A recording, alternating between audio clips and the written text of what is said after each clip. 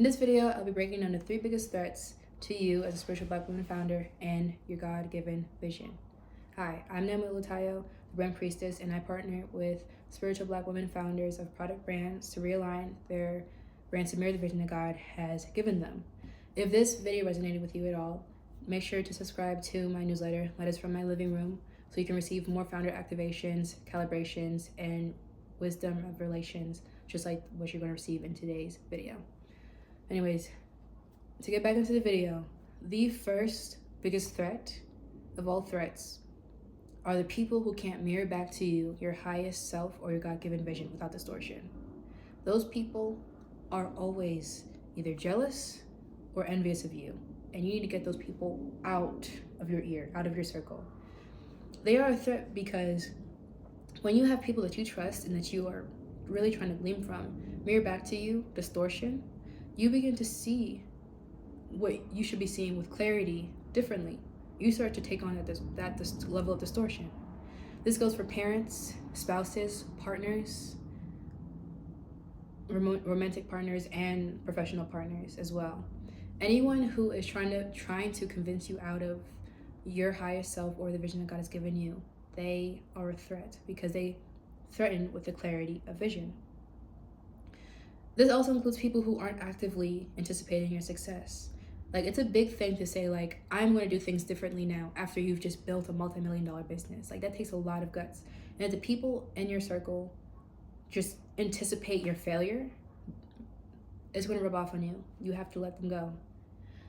This also includes people who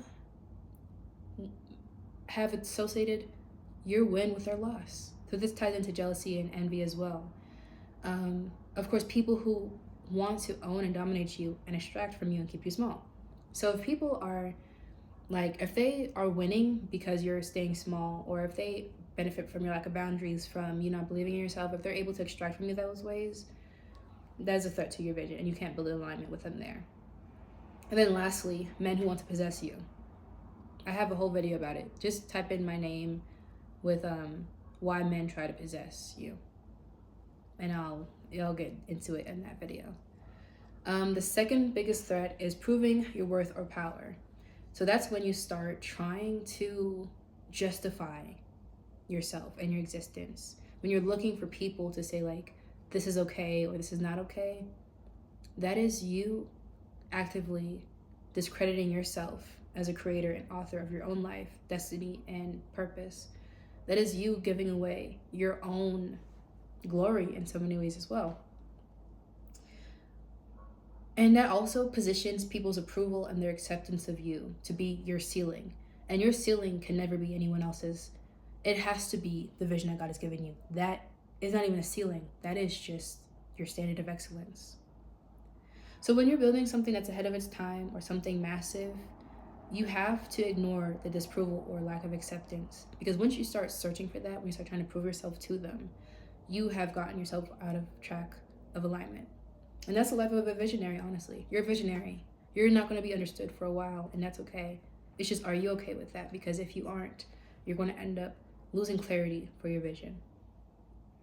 And then lastly, living in survival mode or hustle mentality. And I'm going to tell you right now, you cannot build an alignment when you're in a survival mind or a hustle mentality, because you are never going to choose an aligned action over what makes you feel safe, especially when you don't feel like you have everything or all your needs met on the Maslow's hierarchy of needs. And honestly, survival mode and hustle mentality do relate to proving yourself, because it's almost like you're in a perpetual state of trying to prove to yourself that you're safe by obtaining certain things. Like, maybe you feel like, I might be socially safe if I have this car, or I might be safe if I just, you know what I mean? Like, if you're trying to prove to yourself and your body and your nervous system that you're safe, your aligned actions are going to be too risky for you to take, and you're never going to take them. And I also want to point out the fact that, like, when you don't have your immediate needs met, like, it could be food, shelter, security, stability, community, choosing self-actualization and transcendence, which is required for you to build an alignment, will always be out of reach for you. So think, again, that Maslow's hierarchy of needs. When certain needs aren't catered to, the higher needs up on the chart they can't be a priority for you. You know what I mean? Building an alignment requires safety within yourself, and there are other ways to cultivate safety within yourself, but rule of thumb, alignment requires safety. You'll never choose what's aligned over what feels safe, and that's why cultivating safety within yourself is of utmost importance.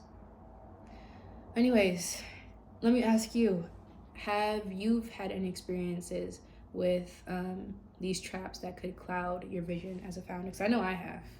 All of them for me, especially the people who want to possess you and people who want to keep you small, and also survival mind. That was one of my biggest hurdles as a founder. Anyways, I thank you for stopping by for today's video. If you haven't already, make sure to subscribe to become a house guest with my newsletter, Letters from My Living Room. And if you are in the process of alignment, realignment, launching alignment, whatever it is, make sure you DM me so that we could discuss our partnership together to bring this into full materialization with the correct strategy. Anyways, I thank you for stopping by. Don't forget to subscribe to this channel and click the bell to be notified when I post next, and I'll see you in my next one. Bye.